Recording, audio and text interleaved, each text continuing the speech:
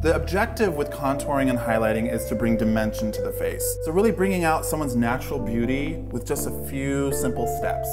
Before contouring, before highlighting, you always want to create the perfect canvas, which would be primer, foundation, concealer, under eye brightener, photo op, powder, lip and lid primer, and brows. When you contour somebody, the product that you're using has to be matte, number one, but it also can't have too much warmth to it. You want to use a product that's almost cool. Step one, I'm going to use our fan brush with our Bronze Lights in Sun Tanned Matte, the cooler bronze. We're going to start from the back towards the hairline. Cup the cheek and just lightly blend in circular motions.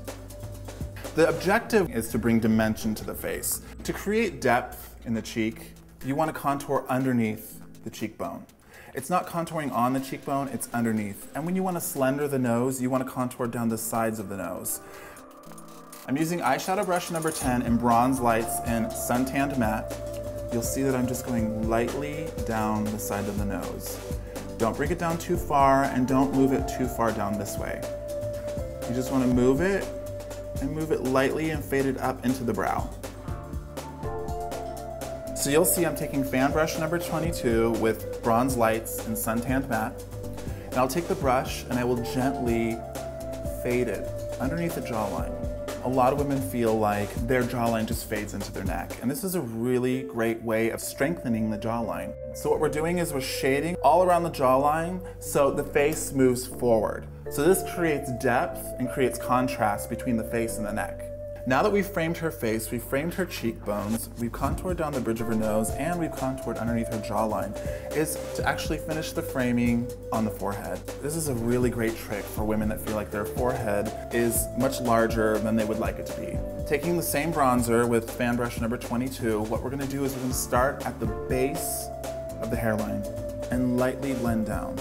What this does is it minimizes the forehead. So basically you're creating some depth at the base of the forehead and you're minimizing the space between the brow and the hairline. Now what we need to do is bring features forward. This is where the Shine product comes in.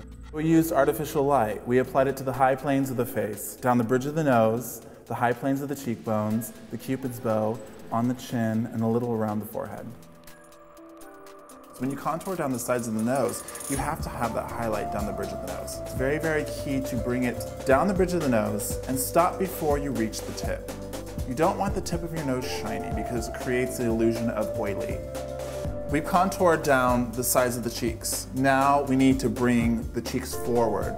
So highlighting along the orbital bone creates that luminosity, that beautiful radiance that kind of pops your cheeks forward. And you'll see that I'll apply it in a tapping motion, and I'm gonna move it almost in a crescent shape around the eye.